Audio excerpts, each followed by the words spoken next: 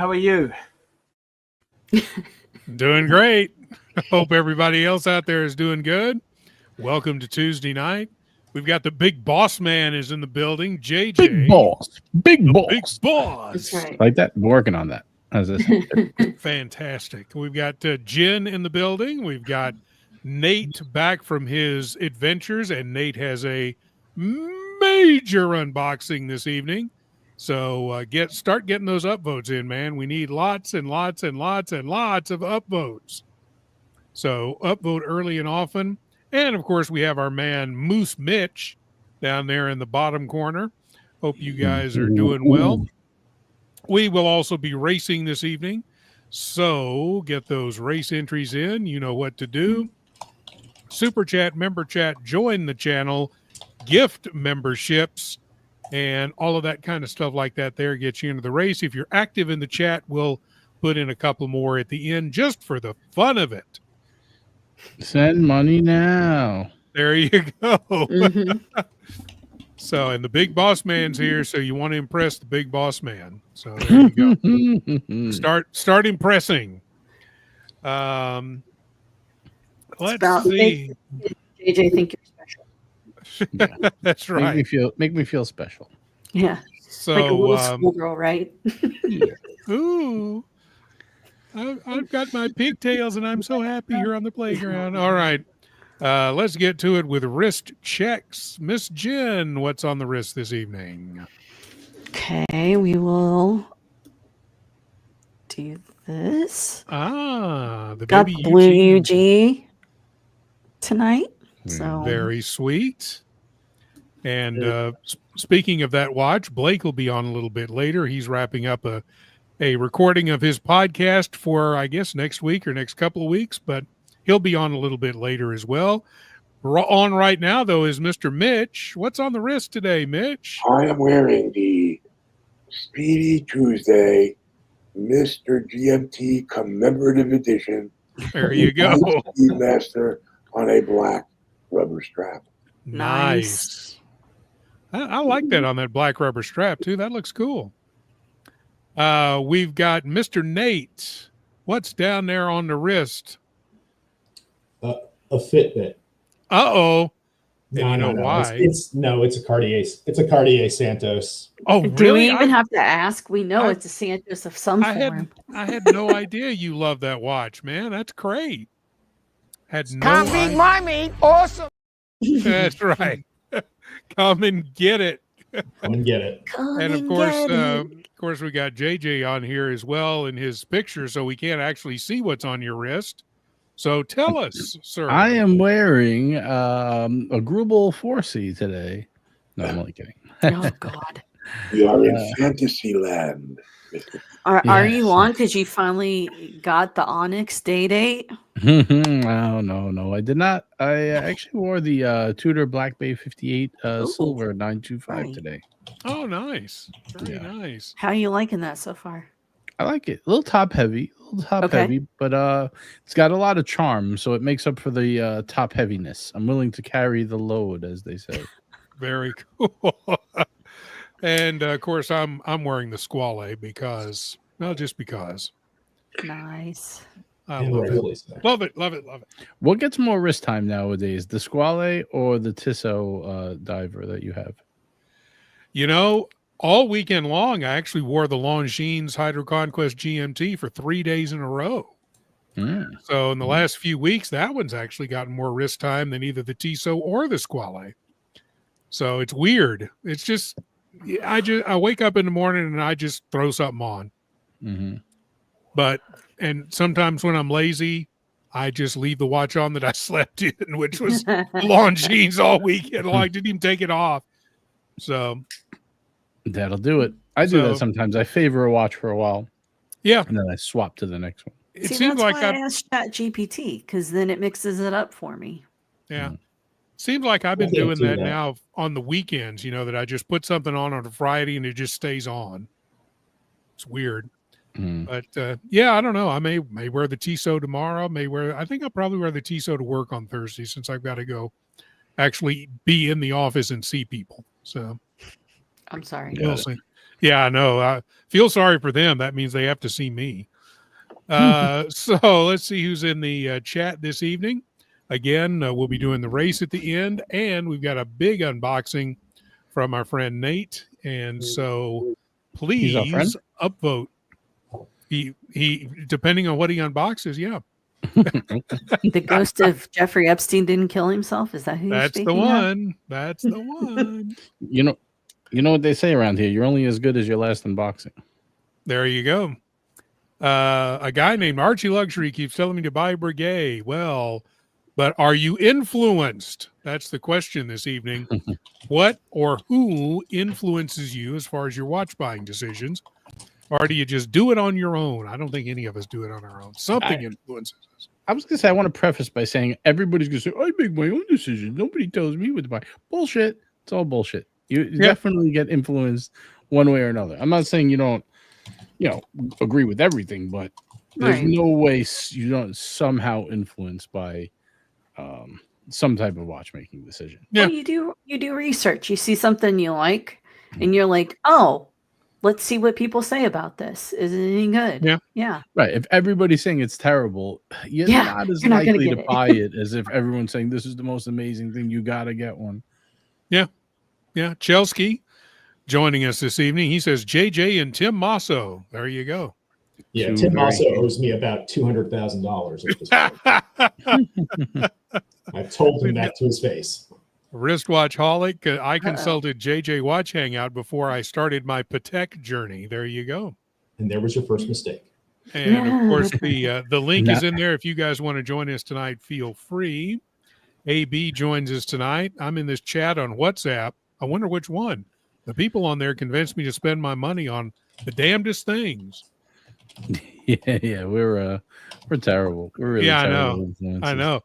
AB, I forget, was it you? Who was it that liked my turtle so much that they bought one?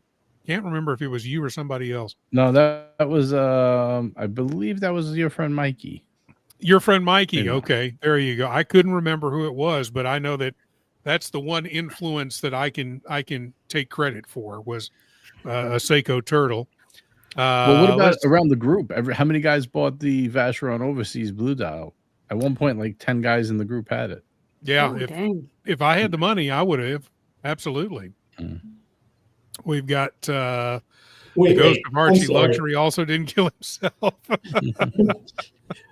How many people in the group bought the Martin design watch after I? Oh, there you go. I did. I bought it. I was influenced. I'm not above admitting it. I'm actually looking at one right here on my desk. I leave the Blurple one that you have. With the metal bracelet. What's that bracelet called? Like beads of rice. Yeah, it's kind of it kind of looks a little different than beads of rice, but yeah, it's definitely got that stuff. It's nice. Yeah. I can't wait to see the new watch. I know Nate is not a fan, but the Connemara is coming. Yeah, I tried to get Nate to buy one, but he's like, I don't. Nice. You know what's funny? I bought. Sorry, Robert. I know you got to pull up something. No. Go ahead. I bought the new one, at the Kickstarter price, which was very cheap, and it had other options. But I was like, I'm not going for all the options. I always buy something extra. Let me just behave. You know what I mean? And then I get a notification like, "Hey, being that you bought the new Connemara, we'll sell you a Supernatural for like, I don't know." Like not half price, but pretty close, maybe a little more than half price. And so which ones you get? I bought a second one. I bought the Blurple one, the one that you have, because I have the like Tiffany blue style one, but I also got the blue Connemara, so I'm probably gonna let the light blue one go, the Trinity it's called, and keep the Blurple one. But I don't know. I might keep all three. We'll see. What color of the Connemara did you guys get? I got the light blue with the black subdial. Light blue. Oh yeah, the Skystone. Is that what Skystone with the black dial? With nice. Black subdial. Whatever. Is it a subdial? It's not really a subdial, right? A half dial, sure. Whatever you want to call it. I don't know. It's nice seeing like I'm on the website right now, and I'm kind of looking at the dark rose one personally. Can you share it? Can we see? Sure. Hold on one second. Let me get this up here. peeps at home see what we're talking about. Peeps at home. How do I share screen with this new ridiculous? I think you hit the plus screen button. The screen down at the bottom with the plus on it. All right, here you go. And then share screen. The good thing is if you accidentally click off the screen, it won't change on here. Oh, really? Okay. Yeah. So I think I'm sharing my screen now. Yep. Yes, you are. We got it up there. Oh no, That's it's great. got 2 balance wheels. That's like my worst nightmare ever right now. Twice the servicing. I like this with the gray strap. It's very nice. Are they claiming the resonance effect? No. Shades of FP Jordan. Yeah. I mean, it's not really. These are not resonance watches. There's no shot of this being able to accomplish that. But it just seemed like a pretty cool thing. Yeah, the price point is so far different that like it doesn't even. I know, but I'm just, right. Yeah, the subdials definitely have that kind of that design language for sure. Oh yeah. Yeah. So did the first one. The Supernatural did. Yeah. Had it too. Yeah, it definitely mimics for sure, but I don't think it could be mistaken. Is kind of what They really are a great price. It's not. Yeah. Now those are Sellita 200s. I have no idea. I don't think it actually says does it say what the movement is? I don't remember anymore. I bought it so long ago. 21.8. It wouldn't be a Sellita 200 at 21.8. It's a PTS S05B, whatever the heck that is. Okay. I'm assuming the finest that Wuhan has to offer. Right. Yeah, I think that's PTS. What would that be? Let me think on that. Yeah, probably not post-traumatic stress. Yes. would that be maybe a peacock movement? I don't know. Your guess is as good as mine. I'll email Martin and see what he has to say. I think Jen's Googling it right now. Let's continue with the chat here. Skylar Santana has joined us this evening saying, "Hola, welcome to Basil's Bezels." And Pasta is in the house. We have a super chat from our friend Mitch. $2. Have balance will oscillate. Absolutely. Canada Dry joins us. AB Robert, I'm influencing AB to get a Hydra Conquest GMT. Absolutely. Get it. It's fantastic. I love that watch. The wind can blow and I can come up with a reason to buy a watch. I'm definitely influenced to buy watches by consuming too much watch videos. Absolutely. Yeah. Aren't we all? Yeah. Failure to launch in foes gives us $10 Australian. Who influences me to buy a watch? Putting the bastard on my wrist usually just about does it. So I guess my AD influences me most, followed by my watch buddies. I'm totally screwed. Yes, you are. Especially if you keep watching this show. I like that name. Failure to launch in foes. Yes. And welcome. I don't remember seeing that name before. So welcome. We're glad you're here. Yeah. Also, Micah is here. Great to see you. And your friend Mikey, we were just talking about you. I bought that turtle 3 times. Oh my God. I can't live without one. the only person who have bought more turtles is Bubba Hotep, and his were real. Yeah. I know, right? I was gonna say his is stuffed. Yeah.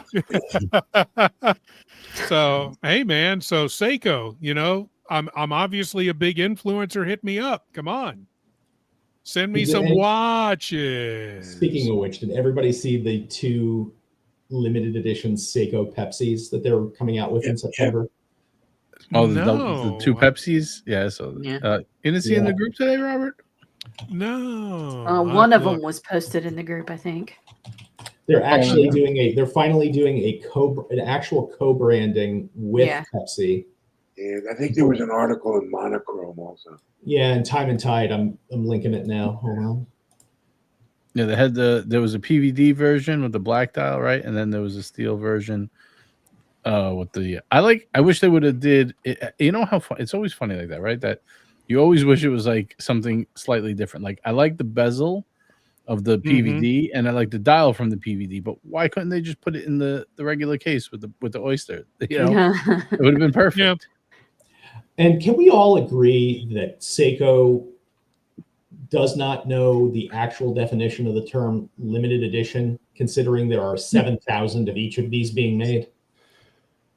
Is that limited for them? What's their average sale of like a model per year? Who knows? But 7,000 pieces of each of these is not a limited edition, in my opinion. Well, I guess it's not that Use limited. all those spare movements now because the Americans aren't buying them anymore. This is true. Yeah, I think those are kind of cool. It's limited as compared to 500,000 usual edition production. Oh, look at the back. I like the back. Interesting. Very nice. Yep, it's a semi-clear case back on each of these. So is this gonna be like one of those NATO strap things where people can't call it a NATO anymore? They have to call it a fabric strap. So they can't call the Pepsi anymore because this is the Pepsi officially. I don't think that Rolex calls theirs the Pepsi. I think it's just us that do that. So, but no, this is the only officially sanctioned co-branding with the fourth largest soft drink manufacturer in the world. There you go. I'm surprised they didn't do it sooner, to be honest. It's pretty neat. Mm-hmm. Yeah, it is pretty neat. I kind of like that. I wish it didn't say Pepsi on the dial. Oh, it says it on the case back is- dial? Yeah, I yeah, didn't see that. Can we go back? I'm like blind. It says it right on the Oh, dial. yeah. Oh, yeah, I wish that's it didn't say Pepsi on the dial. If it didn't say Pepsi on the dial, I might get one of those. I probably would get the PVD black because I like the bezel better. Mm. Yeah, and I like the GMT. Yeah. You can always buy the bezel insert, though. Sorry, I would get go ahead. True, I could. I would get the Gene Kranz before either of these. Yeah, oh yeah, I would too. I would too. Is this a 007? Yep. Okay. They sell the crap white ton of dial is a 38 mil. Okay. And the black dial is the GMT is I think it's the 42, whatever the standard Seiko 5 GMT size is. Okay. Yeah, it's the same case and everything, just PVD coated. I also like the new mechanical chronograph Datsun limited edition. Quote unquote. Yeah, those are kind of cool too.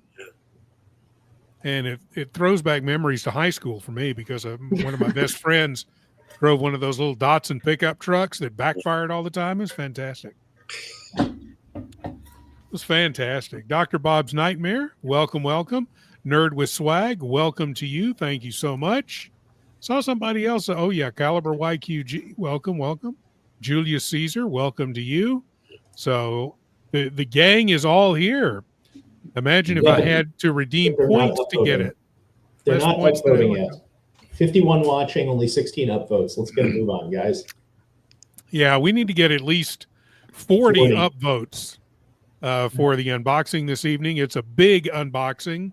We're not messing around here. You're going to like it. I know what it is because I cheated. Mr. GMT. Speaking of cheating, here's Mr. GMT. Good to see you. What's up, boys and girls? We're glad to see you in here. Welcome, welcome. Hope everything is okay. Pedro Bermudez, welcome. Thank you so much. Unboxing, absolutely. We're going to do a big unboxing. We've got Bubba Hotep. Did someone say turtles? Member chat for 47 months, right from the beginning. Great to relax to the Tuesday show. Drilling 8 holes today in all kinds of contorted positions is not as fun as you would imagine. Oh, man. Hey, GMT drilled 8 holes today, and he said it was very fun. That's right. Bubba, here's the thing. You could avoid doing 8 if you just swipe right or swipe left a few times. Yeah.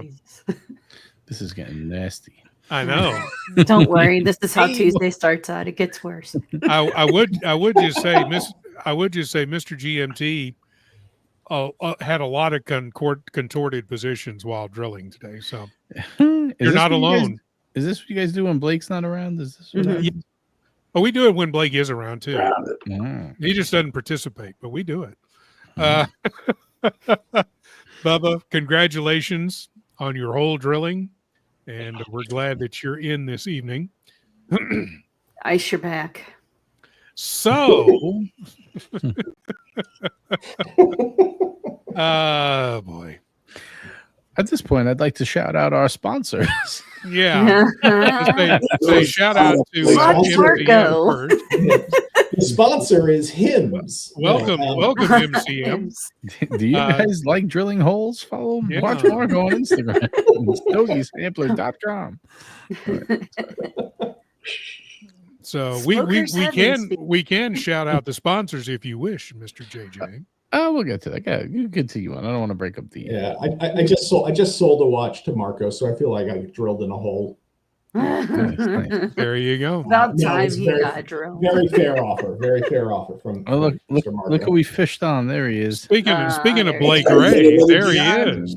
Hey guys, sorry for coming Shalom. late. No, we said you Fired. were recording your podcast. You're making money, man. We're Come gonna on. dock your I wouldn't pay. say I'm making money, but no, You're so I- breaking even. yeah, I mean, if even that, but no, this is a podcast guest I've been trying to get scheduled with for quite a while, and we've been going back and forth and just cat and mouse, right, and just wrap that up. So Excellent. So what's on the wrist this evening, sir? I think I don't know if I wore this last time. This guy, this carbon one? I don't Maybe think was that last time? the cover girl. Yeah, carbon cover girl. And so it had this shitty leather strap on it that was terrible. And then I went back to the age. This is a press owner. I went back to the PR company and said like, "Hey, where's that cool ass like hook and loop strap that you had on your website?" And they're like, "Oh, we've got it." And they sent it to me, but it had no fucking like little like Keeper? loop here. Yeah, keeper. So I went online and I saw what they were selling it with, and I've been having fun with my 3D printer. I think you guys know in the Yeah. chat. So I printed one. And now I can wear it. Yeah. Oh, Oops. Sorry. I hit the There wrong we go. button. I meant to do that. And then that. Well, it's fine. It's a Zenith. Make it as small as possible. Oh yeah. Hey, I like the So- cover girl. No, It's a good sorry one. about that, Blake. I didn't mean to dump you off screen there. No, that's fine. Does that 3D printer? How big can you make something? Because GMT has been asking for something. Oh, okay. So this is the biggest Oh. that I It can doesn't make. use silicone, JJ. Sorry. So this cubic square is the biggest I can make something. GMT, is that long enough for you? It's more about the thickness. If you print it diagonally, maybe. I gotta order some rubber filament. So that I can do. There you go. Every hole's a goal. Absolutely. No, no. Oh, brother. So why don't we? Perfect. There you go. Got you. Yeah. And New product coming soon. The perfect plug. Okay, never mind. There you go. The lonely plug. And the Yeah. lonely plug. Yeah. Not at GMT's place. Anyway. No, wait, I'm so- sorry. I have to interrupt for a second there Oh because God, here we go. I just did a 24-hour drive with my wife and daughter, taking my daughter back to university, and listening to podcasts along the way. And I fire up Blake's podcast, and I just want to tell you that with no prompting from me, both my wife and my daughter said, "Is this a podcast about masturbation?" I said, "What are you Damn. talking about?" They go, "It's the lonely wrist." I'm like, "Oh." I think that's what makes the name brilliant, though. I think I Blake know. did it on purpose. He's playing coy. It's like it gets you talking about it, doesn't it? Though it's like, oh, is that the masturbation? Yeah, but you remember it. You remember it. You know. Well, if it it was was called like watch on wrist, nobody would remember what the name Yeah. is, right? But this makes you remember. I don't really remember like how I even came up with the name, but the concept was like because you can never have enough watches, like it always seems like you're on to the next one. So like, whatever it is, it never fulfills your need to own another watch. So like in a weird way, like it's never enough. And that was kind of the thought process, I guess, when I came up with the name. Sure it Right. was. That's why your second channel is called The Limp Wrist. Damn, shots Hey, now. fired. It's a promiscuous wrist. The That's a great name. That's the Nelly Furtado one. You guys are free to Promiscuous wrist. repackage it however you want to. We got JJ singing. Yeah. You got a Rolex, then I got what you need. Maybe we could. To his wrist. I'm sorry. I'll stop. Maybe we could get one of those voice enhancers and make a little what is it? Is that Shakira? Who is that? No, That's- Nelly No, Furtado. that's Nelly Oh, okay. Furtado. I don't know the difference. And Timbaland. Okay, that's right. I do know Timbaland. Maybe we can edit a. All right, I'll stop. JJ is hijacking the show. No, Yeah, don't worry. I'll be gone in like 10 minutes. So I'll let you get back to it. Oh my God. So we do have a topic tonight, amazingly enough. Who or what influences you into buying watches? Or maybe it's it probably is a combination of things. I mean, for example, I got the Tissot that I like so much because it's a 007 watch. There were YouTube videos that introduced me to the Squale brand. Eventually I got that. But what influences you guys? Is it YouTube? Is it television? Is it a combination? Do you have a favorite creator that you listen to? All of that kind of stuff. Who wants to start with that? JJ, since you're only here for another 10 minutes. I only buy the watches that Archie Luxury recommends because they're just so on the cutting edge. Actually, what I actually do is do the opposite of him. Like when he starts selling all his Rolex is when I start buying them. But who actually influences me? I'll tell you. You know who I like? As far as finding content that I like and making me get ideas for collection. I like Justin Hast. His channel is very good. Yeah. The 2-piece watch collection always gets my mind going, even if it's not exactly the specific models they have. It's the way they try to come up with getting as much in with 2 watches as you can to cover all the bases and still be cool and still be a little different. Who else? Nico, not really. I love Nico. Don't get me wrong. He's a friend. Obviously he's a friend of ours, a friend of the show, a friend of me personally. Yep. I really don't pay attention to what watches he likes. So even though he's one of the larger watch channels, who else do I? Federico, not really, because he kind of just always pushes the models that obviously are for sale on his page, which is fine. Sure. But, who else influences? How Who about actually influences? Actually, Marco does influence me sometimes with his videos, top X amount of watches. So I do like watching his videos. But mostly, I would say the group. I think the group really gets me. Like there's so many watches. Sometimes I want to buy it, and everyone just starts making fun of it. And I'm like, fuck, that's out. Or Just want one of all of them. If they make fun of it, then you have to buy it. Sometimes I do anyway out of spite because that's just how I am. but if someone brings up logical points like, "Hey, that hand looks like a dildo," it's like, "Damn it, it does. I can't wear it now." Hey, that Jacket Dro looks like a snowman. Right, exactly. You know what happens? Fat kid in a t-shirt with the longer. It's just how it goes. But a lot of times, obviously, there's a lot of watches we do like, and it's like, all right, yeah, I feel confident to go for it. I think that's kind of. Everyone needs a little shot in the arm when you're buying a $30,000, $40,000, $50,000 watch or whatever watch is expensive, in your range. You know what I mean?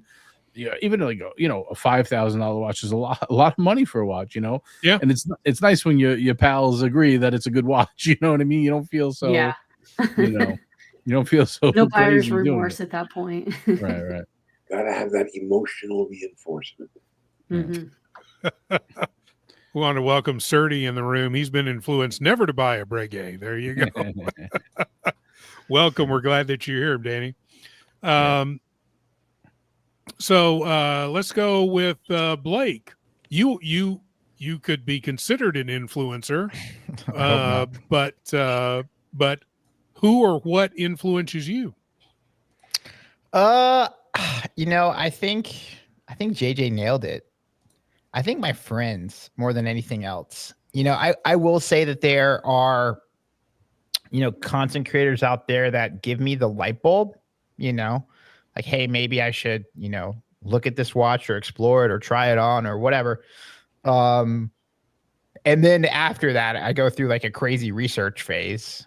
And then, you know, when I'm in the later stages of my research phase, usually I'll consult with like you guys, right? Like, you know, in our Tuesday group, or even, you know, the Watch Hangout group, like JJ's main group. And then, yeah, you know, and then sometimes I feel like an immediate desire to buy it. And sometimes, you know, I'm on the fence, and I've been trying to make less of those on the fence purchases, because that's how I've gotten into a lot of trouble, you know, just with my collecting adventure. So I'm only trying to buy shit that I just love instead of shit that I like at this point. But I'd say there's a lot of creators out there that give me the light bulb moment for sure. I really like if I'm talking to strictly YouTubers, I really like Evan is terrific. I think he's a great creator. I really like and enjoy ID Guy. I think, I mean, just his channel is freaking amazing in the way that he perceives watches. Mike, I think is his name. This watch, that watch. He's very good for technical. Like if you really want to like technically know if your watch that you think is aesthetically pleasing is also technically worth it, I think he's a good sound judge of that. Yeah. I find myself taking, you know, less I guess guidance or opinions from people who are monetized to talk about a specific brand or maybe sell watches, right? Like and there's Teddy nothing Balthazar, right, or something like that. Yeah, there's nothing wrong with those creators, right? But you know, I find it ironic that some of these creators out there they only talk about the watches that they sell or in their inventory, or you know what I mean? Oh, by the way, you know, here's this watch that I have on my website, or like I find people like that becoming less and less appealing. And I think so yeah, that's just me personally. Yeah, we want to welcome in Dis is in the building. Welcome, sir. Hope you're doing okay. Julius Caesar talks about Teddy and TGV being someone or some channels that influence him, but he says he needs to experience the watch to actually like it. I would agree with that too. That it really helps when you can go try it on, or if you do order it from the internet, order it from someplace that has a good return policy in case, you know, you get it out of the box and it just sucks. You can send it back. So, you know, yeah, I can see that. And you had mentioned this too, Blake, about, you know, the channels that are, I mean, like Teddy, for an example, a lot of his videos are obviously trying to sell watches that are either on his website or in his store, but I think everybody knows that up front. Right. You know, same thing with every channel that is affiliated with either a store or a brand, or say they have their own brand. Like there's a lot of YouTubers that have their own brands now. Yeah. As long as you know that up front and you know that they are trying to influence you to at least take a look at their brand, if not buy it, then I think you'll be fine as long as you keep that in mind. Yeah, I think that's fair. Because think about it. If you have a product, right, that you sell and you make money off it, that's your business. Everyone knows that. If you're upfront, like, hey, I have this watch available. Let me explain to you why I think this is a good watch for you guys to buy, though. And let me tell you all the good stuff about it. And you leave it up to the people to decide. It's not like sneaky. Like, let's just say I did a review tomorrow and I'm like, hey, I'm telling you, you know, this is the Rolex Submariner Killer and it's this whatever dive watch. And I'm getting paid under the table. And I never disclose that. It's way more dishonest. But promoting your products that you have for sale, I don't think is shady practice. I think, you know, you're informing them about the watch and you leave it up to the people to make the decision. Right. Exactly. Yeah, obviously, you can put it in a positive light because you wouldn't be selling it if you thought it was a piece of garbage, you know? Yeah, but for folks like that, I look at their videos as a way of seeing what the watch looks like and getting the specs, for example. I don't look at them for an honest review of the watch per se. Right. You want the technical info from them and a good look at it. Oh, that's what it looks like. Right. Something I've realized as being a creator is, you know, so yes, you know, Robert, you're right. JJ, you're right. Like, it should be known that you're selling watches and you're monetizing off the back end. But to your point, JJ, people who take money and do a watch review and don't disclose that it's a watch review, I mean, you could get in serious trouble for that. You know, there are like, you know, the FCC literally like prohibits shit like that from happening, right? You know, if you have a paid relationship with the brand, like you have to disclose that, you know. I don't take any money from watch brands, you know. Neither, because they won't give me any. If they gave me some, you guys would know about it. But I would tell you how awesome their watches are. No, I'm only kidding. Christopher Ward, I can't be bought. It'll only cost you a bel canto. That's right. There you go. Got Vimal. Pay this woman off now with a bel canto. They might pay her off just Let's read this. to stop annoying her. Stop annoying them. Yeah. 12-month membership chat from Vimal. Thank you, Vimal. You are in the race. Immediately unsubscribe any creator that says Rolex is trash. Instead, buy this Joe homeless diver and proceeds to paste the link in description. Yep. Like this said, is this the Submariner killer in 2025? Yeah, that's right. Clickbait. And if you clickbait, you're fired. You're fired. I just got a text from Nate. He said my 10 minutes are up 12 minutes ago. Oh, well. Gentlemen, ladies, I have to run. Or is it ladies, gentlemen? Was only one lady on the panel. I thought GMT was here for a second. But thanks for having me on as a guest for the show. I appreciate it. Guys, there's only 4 participants in the race so far. Odds are excellent tonight. Just saying. Not trying to influence anyone, but hey, you know what it is. Robert, thank you for having me. You bet, man. I almost said Duco, but he's not here. Blake, Jen, what does it say? Moose tonight? My eyes are really Mitch is always changing his name. It's hard to keep up. Moose and squirrel. When you're an international man of mystery, you know, it's hard not being mysterious, right? That's right. Mitch is the answer to a question nobody asked. All right, guys. And Nate, you as well. I'll see you guys later. Thanks, brother. Have a good one, JJ. All right, man. Bye. Have a good one. Yes, JJ's going back across the hall to continue recording his special. That comes from Thomas Broadbent, Out Like Bob Hope. There you go. Recording a special across the hall, and you just came over. Something I do want to say, and maybe I could just air this out from my side or my perspective really quickly, is, you know, a lot of people start a YouTube channel just because they're passionate, right? Like our passion, we share this, you know, we're just looking to get together and share our passion, right? That's what this entire channel is about. But once it starts to go beyond that, that's where people start to struggle, right? Like if you start getting money, or you start, you know, monetizing your channel, monetizing your audience, right? You know, I don't think a lot of people understand there is like a code of ethics that journalists have to take, right? You know, I'm sure probably, Robert, you probably know this. One of them is seek the truth and report the truth, you know, and another one is like minimize harm and like act independently, right? That's the big one, you know, and the other one, accountability, transparency, you know, and to, I guess, break down any ethical, you know, conflicts, right? You know, so misinformation, you know, things like that. Like, I don't think a lot of creators know that, and they don't follow those rules. So hopefully, I'll be that guy. Still, hopefully. I think also once you start looking at YouTube as a new career, money-making career, you know, what's going to pay the bills and your mortgage and all of that. My general observation is that's one of the main factors leading to these trumped up drama kind of situations and internecine rivalries and all the other baloney that mucks up the place. Yeah. Want to thank Scotty H for a $10 super chat. Scotty, you are in the race as well. And he upvoted, and we want to remind everybody out there to upvote, because we've got Nate is here back from his big trip, and he is going to unbox a fabulous watch. It's really cool watch. You're going to like it. So just hang with us and keep those upvotes coming. Thomas Broadbent, Paola created the hits that deserved it. There you go.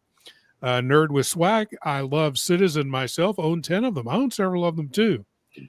Citizen are making some really good watches these days. They really are. Tremendous watches. In fact, Yeah. Blake mentioned Evan from You're Terrific, which I found through Watch Gringo, and because she had mentioned him, had never seen the channel before. And in fact, the Citizen that I wound up purchasing to take on vacation with me was in large part influenced from watching his video and then going and researching the watch and realizing that, yeah, it was as cool as it looked the first time I saw it on that channel. Yeah. I mean, for Father's Day, I got that Citizen Echo Drive perpetual calendar. I love that watch, man. It's great. It's good looking. Has a decent bracelet. Used to be Citizen did horrible bracelets, but they've really stepped up their game. It's a good bracelet. I like the look of the watch. It's finished very well for the price that it costs. And I love that watch. I think it's fantastic. I've got another I've got another 3 Citizens on top of that. They're all fantastic watches. Love them all. Citizen must have sold all of its old bracelet stock to Seiko. Yeah, really. Seiko still hasn't figured out the bracelet stuff. Yeah. So They're doing slightly better. Yeah, let me ask you, Mitch, what influences you when you're looking to buy a watch? Or it's hard for me to come up with separate, distinct influences. I mean, it has to be something. Maybe I'm too reactive, but I need to sort of see something, read about something on monochrome or on various YouTube videos, see it on YouTube videos. And if it's intriguing to me, I do some more research on pricing and the like, and see if there are any reviews that address things like reliability. And it's sort of frustrating because in the olden days, when I lived in places that weren't watch wastelands like I do now, what I would do is go to an AD and try things on.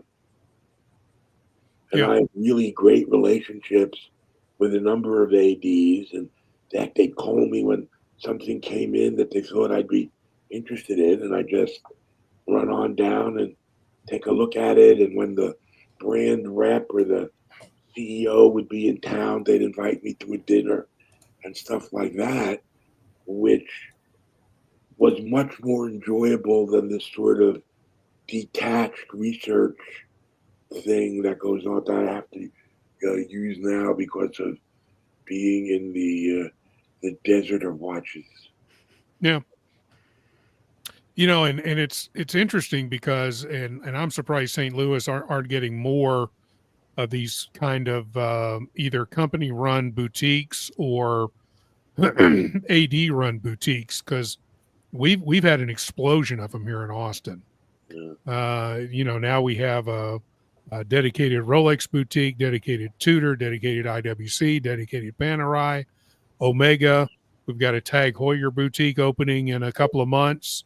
Breitling is here. So it's fantastic to have all of these separate boutiques that all of them, with the exception of Rolex, has plenty of stock on hand where you can try on the new releases usually the day that they're announced. Yeah, I mean, here we have exactly one corporate boutique, and that's Omega. Mm-hmm. And I think the Breitling, the jeweler that has the Breitling franchise, is technically an in-store boutique. Right. But other than that, that's it for boutique or boutique operations. Yeah. Yeah, I'm surprised as big a city as that is, it doesn't have more. Well, the problem is St. Louis itself. The population of St. Louis City used to be 4 million. Yeah. The population of St. Louis City now is 750,000. Right. It's actually smaller than we are now. Yeah. And the metropolitan area, though, and I live in St. Louis County, of which St. Louis is not a part, which freaks people out for the obvious reasons. St. Louis City is not in St. Louis County. The metropolitan area is about 4 million people. Yeah. But even with that, there's 2 jewelers that carry legitimate brands. Yeah. In all of the metro area. They Yeah. dropped Crazy. watches of Switzerland there. It would be perfect. It's kind of shocking to me because while I was on my trip taking the kid out to school, I stopped in because Kansas City's about half an hour away from where she's at. Yeah. Kansas City's got about 500,000 total people in terms of population of the city. And it has 3 Rolex ADs. It has one jeweler that I went to, and which I was not expecting it to be this, Tivol Jewelers. The one that I stopped at had Rolex, Patek, JLC, Panerai, Tudor, Tag Heuer, and IWC. Yeah, And what 2 jewelers have between them, they're both Rolex ADs, they're both Tudor ADs. One is an IWC AD, or one is the Breitling, in store boutique. One also is Grand Seiko and Horus and Tag, but that's about it. And no Patek. The 2 jewelers, my experience with them has been so bad that I just don't even stop in there anymore. Yeah. Either of them. So we are just a couple of votes short of getting our unboxing. So if you guys want that unboxing, get in there and upvote early and often. Actually, we've been on for almost an hour, so it's not early, but you can still vote often. Get out the troll accounts. Let's go. It's a good unboxing, folks. Also, of course, you can get your super chats, member chats. You can gift memberships. You can join the channel, and if you join the channel, it also gets into your gets you into our WhatsApp group. So let's go, everybody. We also want to thank our sponsors. Watch Marco, the man his own self, on Instagram. You can check out Marco also on Berdine's Jewelry. They had a good video come out today about tariffs and how that's going to impact both their business and the watch industry in general. You can go follow Berdine's Jewelry on YouTube and go to berdines.com and check out what they've got in store. You can also thank Winding House Watches on Instagram. We invite you to join, follow them and check out what they have for sale, along with StogieSampler.com for all your cigar needs, and Smoker's Heaven for all of your other tobacco needs. So those are our sponsors. We want to thank everybody. We also have a gift membership. Let's see who got the gift membership here. We want to thank My Watch Channel got the gifted membership. So congratulations for that. And we also want to thank my fellow Austinite, Kurt, member for 46 months, almost 4 years. That's crazy. Another one from the beginning, man. That's awesome. So both of you guys are in the race as well. So let me get that taken care of. I'd like to make sure that my race name is Jeffrey Epstein. Oh, okay. 1 minute missing from the security footage. The missing 10 minutes. That's what you should call yourself. The missing 10 minutes. Missing. All right. And I've got Kurt in there as well. And I've got an echo. I hear an echo. Yep. There we go. Now I don't hear an echo. So we want to thank for those memberships and everything else. So let's go to Jen. What influences you? Who influences you when you're buying a watch, other than me? I I've mean, my influenced her on nickname what not is to the buy. enabler, so Yeah, I think you. I'm There usually you the go. one that does that. Nate has been a victim of my powers. Yeah. What was that hand gesture, Nate? Once again. Yeah. There you Mhm. go.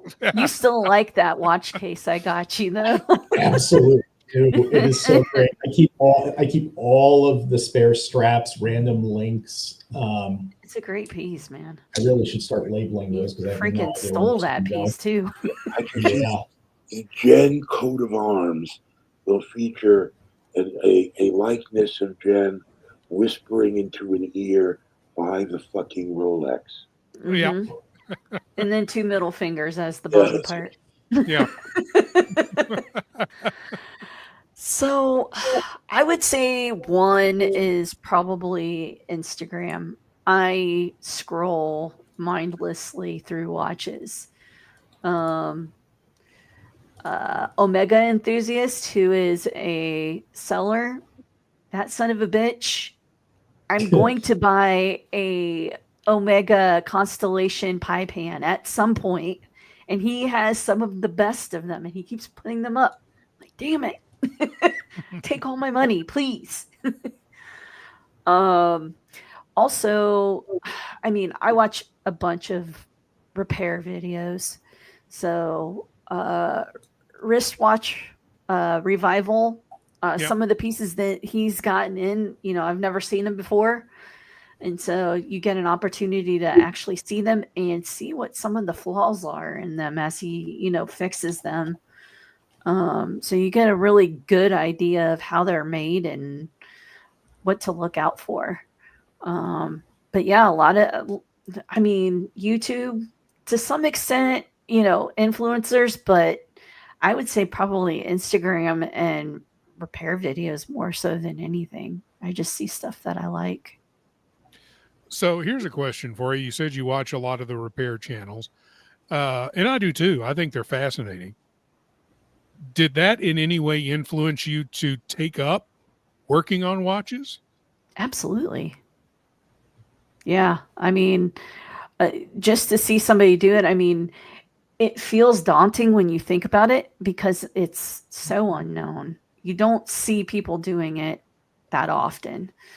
And so once you start to get into it and you get more comfortable with it, you're like, oh, this isn't so bad. This is actually kind of nice. Mm-hmm. I literally have never heard of anyone that has decided to do watch repair that has loathed it. They've actually said it's the best decision they've ever made for a job. Yeah, we need to see if we can get Marshall on. Marshall is the guy who runs that channel. We need to see if we can get Marshall on. I He's don't 3 know hours him. ahead, so or behind us. So yeah, I don't know him, but I love the channel. Yeah, and I've seen him as a guest, or seen him interviewed on a couple other channels. And great guy, great interview. So we'll see if we can't work on getting Marshall on one of these Tuesday nights because that would be terrific. I like him a lot. He's a good guy. Red Dead Restoration is a great channel for watchmaking. Yes, it is. I watched that one as well. French Watch Collector. If you want a really cool French accent as he's working on watches, he's the best. He's good. Vintage watch repair. That dude is hilarious. He's from the Netherlands, I think, originally, but he lives in Switzerland now. And he is self-deprecating. He cracks jokes, and he's got like a really dry sense of humor, but it's good. It's all good natured, Yeah. Yeah, my watch channel agreed. Wristwatch revival got me into hunting tools. I don't have the skills to use them though. I don't either. The only thing I can do is adjust. I can't do anything else. If I took apart a movement, that would be it. So yeah, that's why I send them to Jen. So let's see, who do we have left? Oh yes, Nate. Who influenced you to own half of Cartier besides Jen? Jen did not influence me to buy half of Cartier. You know, for me, it comes down to I consume content. I don't know how to use Instagram, so at some point someone's going to have to teach me how to do that. Probably one of my kids. Don't do it, Nate. You think it's bad now. But YouTube for me was my, sort of entrance into the hobby. After being gifted a vintage watch that had been in my family for 60 plus years. And then I went on to YouTube to learn more. I was watching Teddy from well before when he had any type of retail shop going on. And for him, even though he sells, his collection and his collecting philosophy really hasn't changed. So, he's got two very separate channels, one of which is, the Teddy Baldessar shop channel, where it's reviews of watches he has in stock, and then his regular content channel.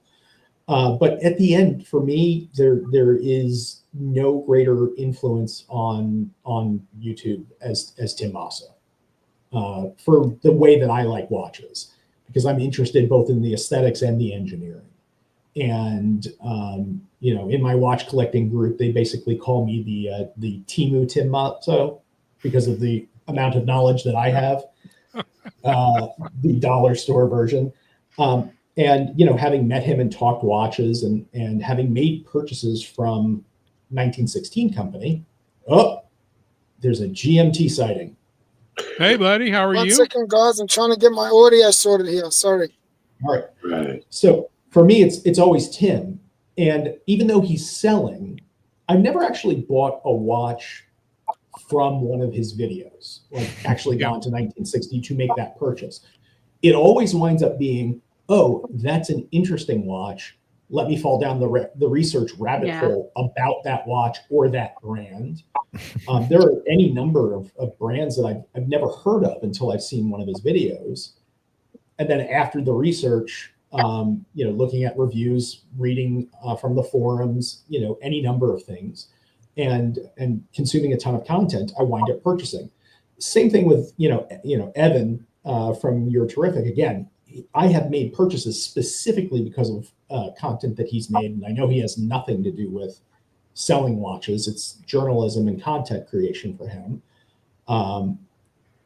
And other than that, it really just comes down to, learning about brands and then just, again, falling down the rabbit hole. Cartier, again, being one of them. If you had told me 6 years ago when I started collecting watches, I'd have like a fleet of Cartier Santos Dumonts in my collection, I would have said, what's a Santos Dumont? And again, you kind of just gravitate towards what you see, and then for me at least, becomes what you like. So I'll go Tim Masso. He's the Svengali of my bank account. The skinny-wristed rat bastard. That's right. So funny. I watched Tim Masso videos just to see what wrist size he recommends watches for. I think that's one thing. And then, funny enough, he has the same wrist size as me, but his wrist is more like. His wrist is like oval. It's not round. It's different. Yeah, I mean, anytime I hear somebody say that a 44 millimeter diameter watch is suitable for someone with a 16 centimeter wrist, I go, whoa, I have entered the fourth dimension.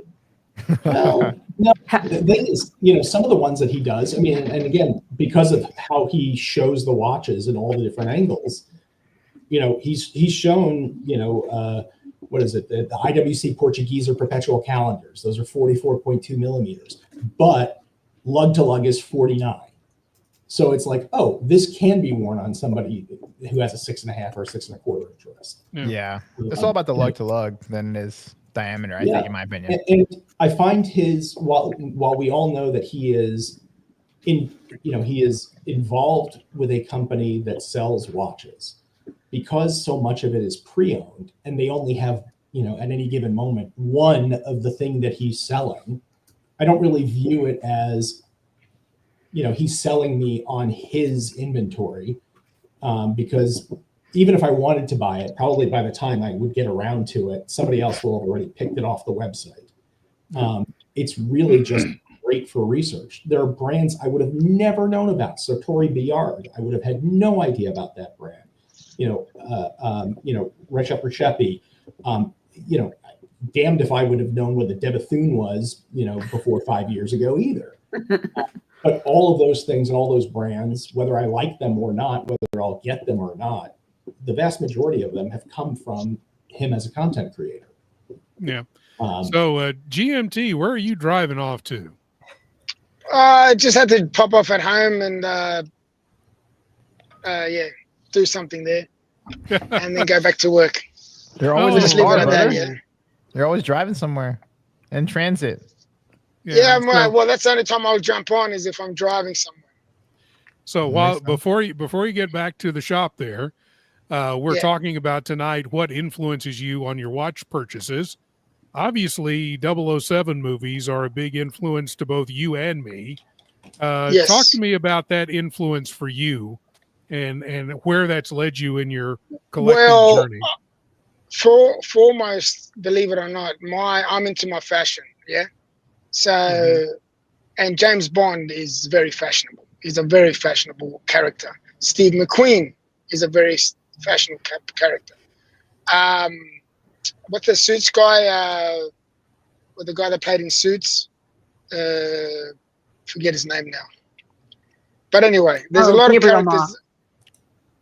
Yeah, I forget his name. What's his name on the movie and the TV show? Suits. Oh, Harvey Dent. Yeah. Harvey Dent. Harvey Dent is Two-Face from Batman. Yeah. Oh, sorry, no, Harvey Specter. Specter. Yeah. Is it Harvey Specter? Yeah. Yeah. That's anyway. Yeah. So a lot of people that I get influence from TV shows, movies. Brad Pitt, influences me as well. Like I get a lot of I gravitate to those sort of, because I'm into my fashion and I like the way that they portray certain parts of fashion, and watches was one of those fashion accessories, right? So that's how I get easily influenced in what I buy. And on the other hand, it's all you guys as well. So in what helped me make my choices, and a lot of the choices that I have made in the last 5 years that I've been a part of this awesome group is because of people like you guys. So, hats off to you guys more than anything, believe it or not. So, but that's how I choose mine. But I've been into watches since I was a little boy. So influences, it comes from me as well, as in what I perceive to be nice, obviously, right? Yeah, I think for a lot of us, our first influence might be our dads. Funny enough, my dad was never into watches. Never. My dad wasn't a watch collector, but he always wore a watch, so I wanted to be like him. So that influenced me into wanting my first watch. Well, mine was my uncles. See, my uncles were they were into their Rolex. They had Datejust back in the 80s and 90s, and they really influenced me in and one of my first Rolexes was a what's it called, Thunderbird. So Rolex Thunderbird. Yeah, I had one of those, and that was my very first Rolex that I ever owned. That was because of my uncles, and I really But but that's pretty much how I got influenced and how I gravitated to certain watches. Yeah, it's cool, man.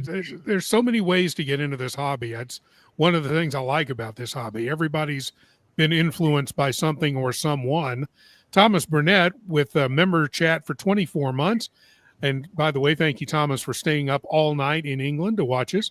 I can't stand creators who constantly spruik that Rolex AP and especially RM are the best watches out there and only talk about price retention. Yes, value retention. That's one thing that I've never, obviously some form of price retention, but if I lose money on a watch, I don't care. You know why?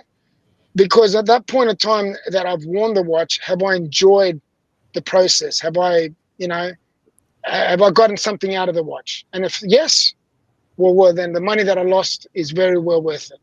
That's how I look at it. You know what I mean? A lot of people don't think like that, but that's how I do it. There's not a lot of hobbies that you can go into where you make money out of them, right? It's a hobby. No. No. right? No, You're that's like, right. oh, like, how much money is this hobby going to make me? Like me painting, or you know what I mean? Like, listening to music, like that doesn't put any money in my pocket, No. George Exactly. Varghese, welcome in, George. We're glad to have you. Does producer Michael count? Yeah, sure. Of course. If he influenced you. Yeah, man. He's my biggest influence out of you guys, Blake. Especially when he buys Hublots. Shit. Damn. You might as well just drive over my dead body right now, man. Shit. Take it for the compliment that it is. He also has like 15 Bell and Rosses that he's never even shown us. So I don't have any more Bell and Rosses. I was talking about. He said he got rid of all of them and went and bought. did. He's Blake. To be honest, Blake is he's friends with I'm a big fan of Craft and Tailored. Is it that how you say that? Cameron? Yeah, Craft and Tailored. Yeah, Cameron. I'm a big fan of theirs. They're into their vintage watches, and I love my vintage watches. And hats off to you for being friends and actually getting him on your channel. If you haven't seen it, have you still got that video on your channel that you had a interview with him? Yeah, it's still on. Yeah, mate, it's one of the most brilliant interviews. You guys should go to Blake's channel and check it out. It was awesome to hear him talk about different style watches and stuff. It was really good. It was an awesome interview. Now that I look back even on that interview, I think the hardest thing, probably the most important thing that I've ever accomplished in my life, is getting him to sit down for 2 freaking hours to even talk. That was amazing. I was shocked. I sat down and watched the whole thing. I loved it. I really did. As much as shit that I give Blake, I got to give him credit. Yeah? Thank you, brother. My watch channel, for his first influence would be coworkers. That's something we haven't really talked about is coworkers and friends. Early 90s, Jeddah, Saudi Arabia, diving in the Red Sea. Everybody wore Citizen Pro Masters for nearly 20 years. I never needed anything else. I can see that. And Pro Masters are a great watch. Great line of watches. It's not just one. There's a whole line of Pro Masters that are fantastic. We do have an unboxing. So let me because we have the upvote, sir. Make Nate big again. Yeah, we're going to put Nate into the position to unbox. By the way, for us. One of the, I'm not going to say who, but one of the panel members, it could be JJ, not saying, but one of the panel members did influence me on a watch that I have got incoming. Just saying. Oh, you got coming. Okay. Yes, I have incoming. All right. Yes. Well, when are we going to? So you guys will see soon. I was going to say, when do we get to see the unboxing, man? Because that's going to be cool. Hopefully, obviously not this week because it's still coming, but hopefully next week. See how we go.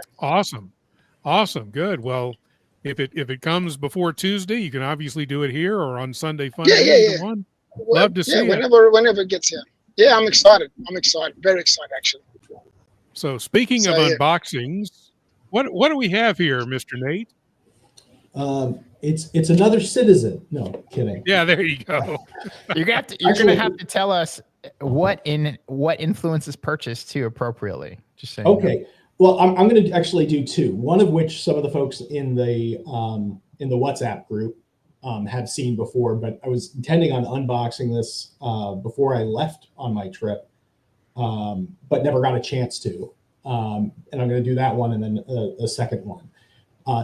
What has become my I think the favorite watch that I wore the entire time I was overseas. It's an orange box. So can anybody guess the brand? Hermes. There you go. Hermes. Yes. Hermes. And again, this one was influenced in combination between a bunch of guys that I'm friends with in the Moto Watch groups, because I've seen these floating around and they always looked really interesting to me. And then from just doing that research, after I'd seen a couple of them in carbon fiber, in ceramic, and all these different metals, knowing that I wanted to bring one precious metal watch with me on my trip, I researched and found this one.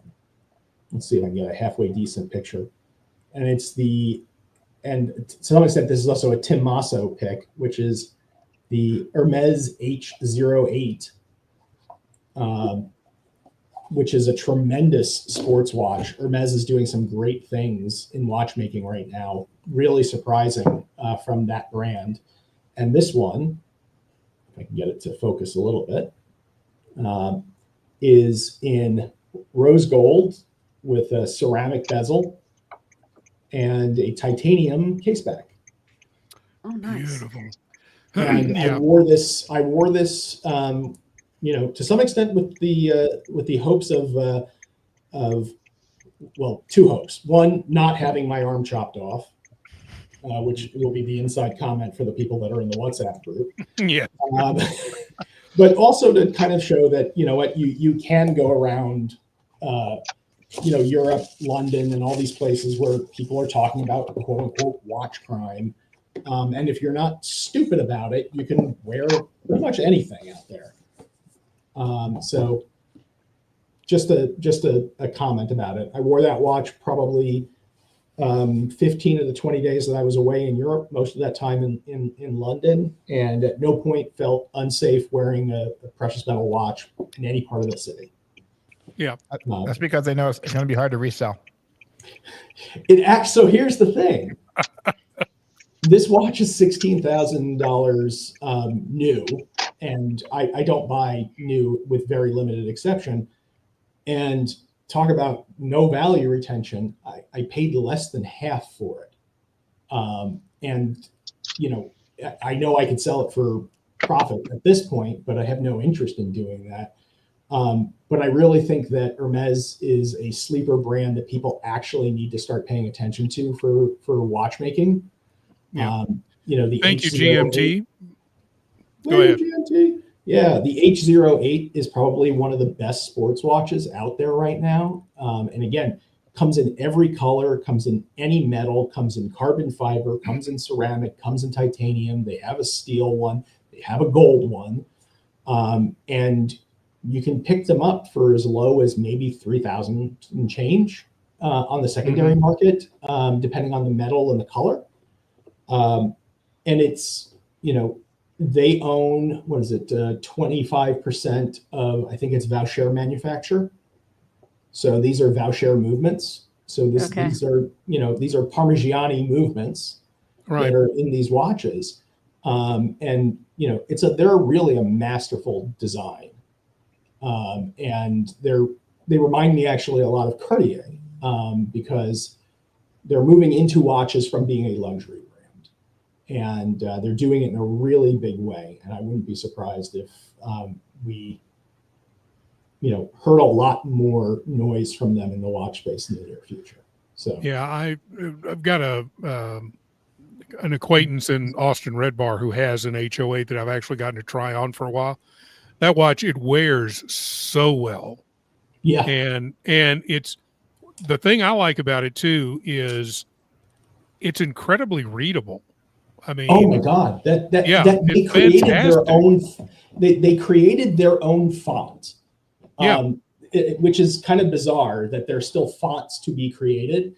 But, and again, I'm not getting a great zoom on this thing, but what's nice is it's its own font. It's extraordinarily readable, and the date wheel actually uses the same font as well. So I mean, this was a thoughtful design that you know, you would not expect from a newer watch manufacturer, but obviously given their, you know, their prominence in the design space generally, they put a lot of effort into it. They put a lot of time into what they're doing, and it was all very thoughtful. The other ones that people should be looking if they want something slightly more dressy are the Arceau line of watches, in my opinion. ARCEAU, I think. And they've got some quartz ones, but most of them are mechanical, automatics.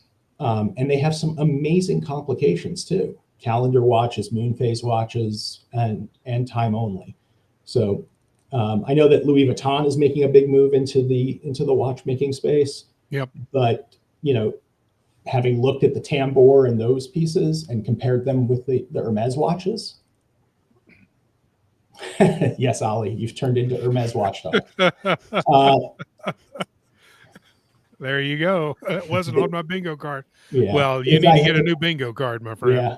If I had to choose between LV, Louis Vuitton making its bones in the watch space, and Hermes, I think that on all levels, Hermes is doing it, both on the price point and on the thoughtfulness of the design. Yeah, But I that's love. not the big one. No, I love the tambour, and I agree with you. I think the tambour is a great watch as well. I really though like the design of the Hermes better, and I like the way it. Honestly, I like the way it looks on my wrist better. Yeah, as well. I think it's a 39 millimeter, mostly square watch. I was going to say, it's the same size as a Monaco, which is 39. It wears a little bit different because it's not perfectly square. It's kind of got a, I don't know what you would call it, but the rounded corners in the case and it's I don't know. I love the a little watch. bit like one of these. A little bit, but it's more rounded. Yeah, it's more square. It's more rounded in the corners. Yep, absolutely. So really love it. Yeah, but that's more of just a catching up unboxing. So the real unboxing, or the more significant unboxing tonight. Yeah. I have been a fan of this brand, and Ollie will acknowledge that he probably did have this one on his bingo card. So it's and no, Luchabetic, it is in fact not a Cartier tonight. So we want to thank Luchabetic for his $20 super chat. Tired from another long day at the dealership. My blood sugar is all over the place. And all I wanted to see was Nate unbox another Cartier to make me feel like all is right in the world. You may need Take care of yourself, Lucha. Lucha. So, again, this is a brand that I think I first learned about, I think through Tim Masso at this point several years ago. And I've come in and out of the brand several times, but gotten really deep into the history of it from when it was actually an independent brand and not, owned by one of the big conglomerates. And I will not drop this because God save me if I do. Yes. A little independent brand called Rolex. I mean, Daniel Roth. A little independent brand called Daniel Roth, who probably one of the 3 or 4 most significant watchmakers of the last 50 some odd years, came in to save Breguet in the 1970s and into the 80s. And then, every Breguet that you see right now, other than the garbage that Archie has, is predicated on the Daniel Roth designs that he came up with in the 1980s, which balanced out, very traditional 17th and 18th century Breguet designs with a modern kind of piece to it. So it comes in this really cool leather and burled wood box. I actually traded away a Patek for this. Sold the Patek to our friend Marco, and wound up using the proceeds to do this. Came with all the booklets and the manuals, and it's kind of cool for a piece from the 1990s to be so complete. And I'm going to open the box and be very careful with the box opening here, and hopefully. Yes, please don't leave it in the box. Hopefully this will actually show up somewhat clear on camera. But this is a terrible camera. Looks like a moon phase. This is a Daniel Roth perpetual calendar moon phase. Oh, dang. Nate, you're killing me, Nate. You're killing me here. The fact that you can get a perpetual calendar from probably one of the 3 greatest living watchmakers right now. I mean, I put, it's him, Journe, and Dufour in terms of watchmaking. Yeah. And what was very interesting is the more I learned about this watch, this piece, wow, look at that reflection. No anti-reflective coating back in the 1990s. This was co-designed by Daniel Roth and Philippe Dufour. when Daniel Roth had his own company. So this is a 90s one. This is a Daniel Roth. This is a Daniel Roth, and if you could see potentially on the back of the case, it does not even have a reference number on it. It is number. Yeah, he just numbers them in order. They don't number. They 30, don't do like limited 37. numbers or anything like that. Yeah, it's just the next number in line. number 37 of a very limited number before it was sold to the Hourglass, and then Hourglass got bought out by Bulgari LVMH.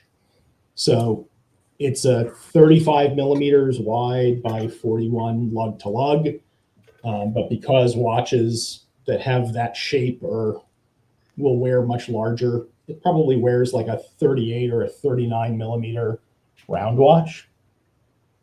And honestly, I didn't know what I was expecting when I got it, again, because I think this is from 93 or 94.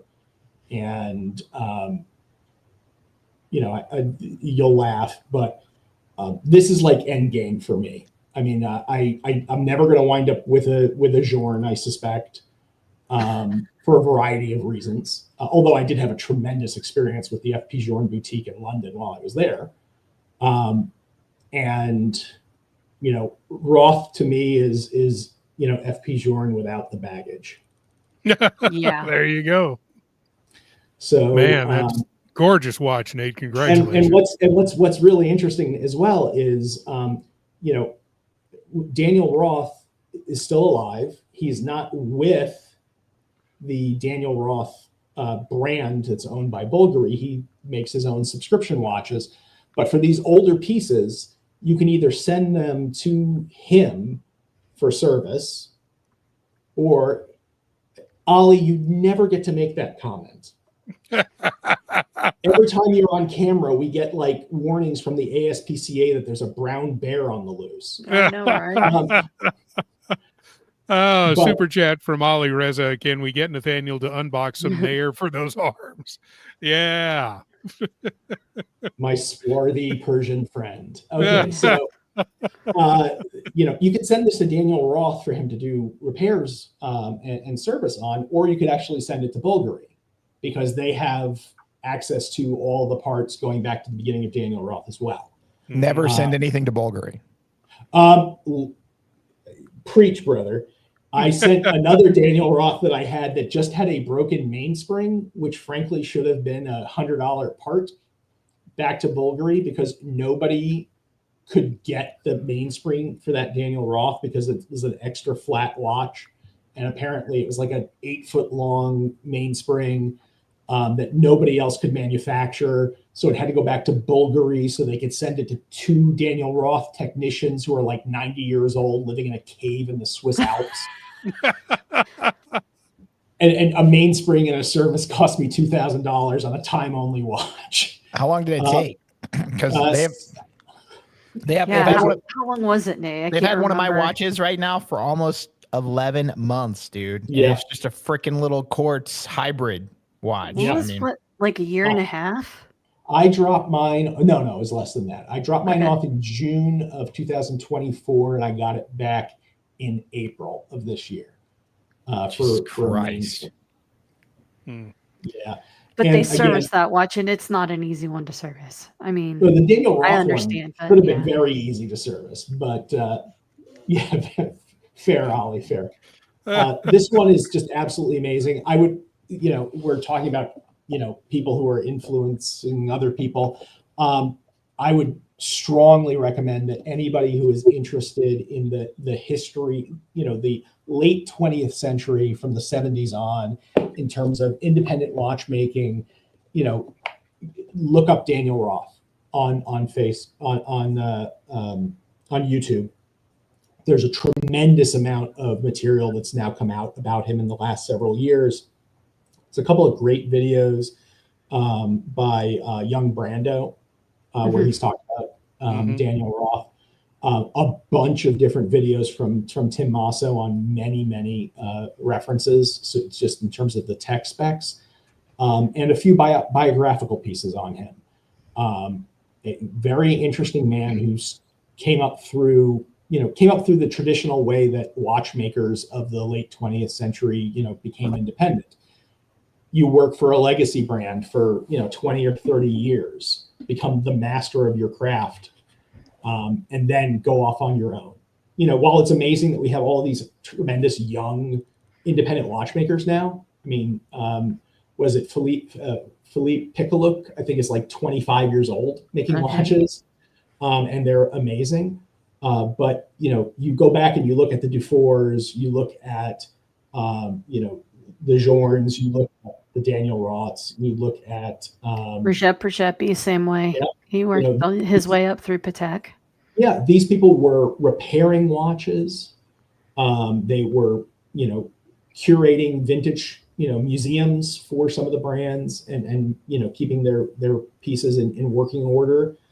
And then only after, having done that and become true masters at their craft did they go out on their own. And, Gerald Genta did the same thing. If you think about it, I mean, Genta didn't do a watch in his own brand, in his own name until somewhere in the late 80s, I'm guessing.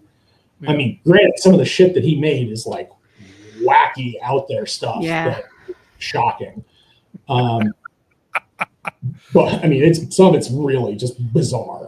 I look at it and I'm like, this appears to be the shape of a virus, molecule.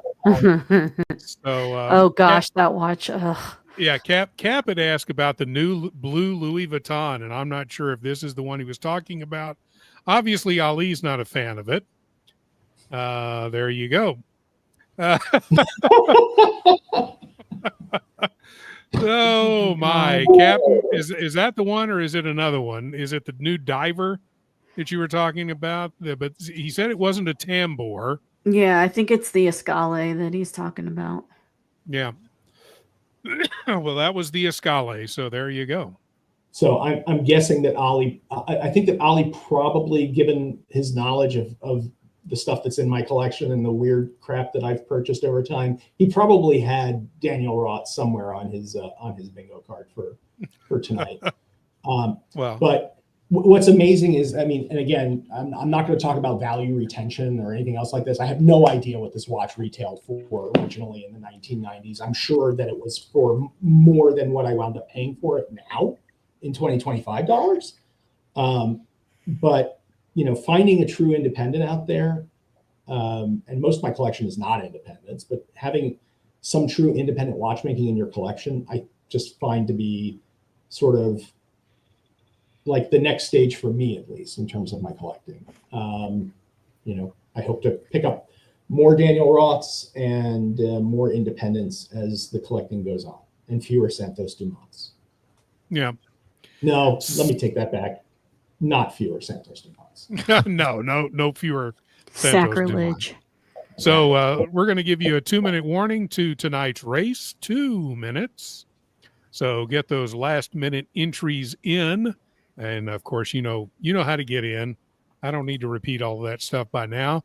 I want to also again invite you to visit the sponsors of the channel: Watch Marco, Berdeen's Jewelry, Berdeens.com, Winding House Watches, StogieSampler.com, and Smokers Heaven 2 or Dose. So please check out our sponsors as well. Get those last minute race entries in. In the meantime, Captain said he's going to try to find it. So work quick, Cap. If not, we'll take it up next Tuesday. So don't worry about it. We will take it up.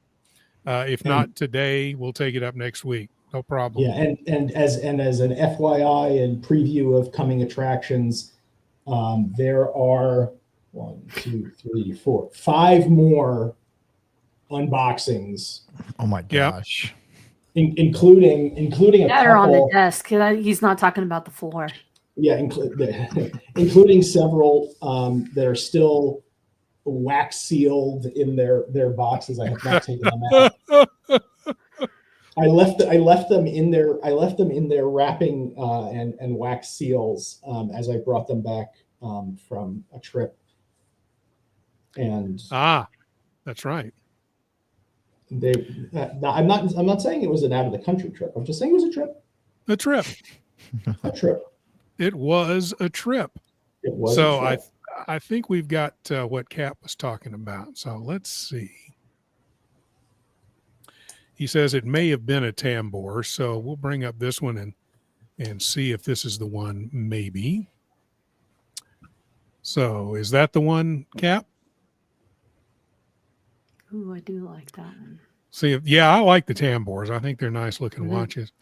We've got a member chat from Goofy Nuts, who is now in the race, member for 16 months. Thank you, sir. Do appreciate it. So, I like the dial. I like the sector dial kind of vibe to this. Yeah. yeah.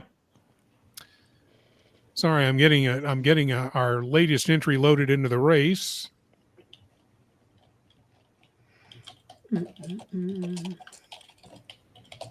Yeah, I like that they're bringing some of the style from their legacy pieces back. For sure. Yeah, Cap says yes, that's the one. We'll get a little bit bigger picture there for you. See if we can't. There we go. Is that an actual photograph or just a rendering? Looks like a I render.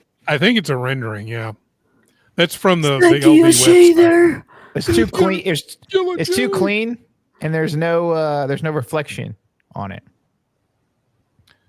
Sometimes they take the bezel or the glass off because it's or they have like PR pieces that don't have the crystal in them for that reason. Could be. Has anybody actually tried one of these on? Like the tambour models?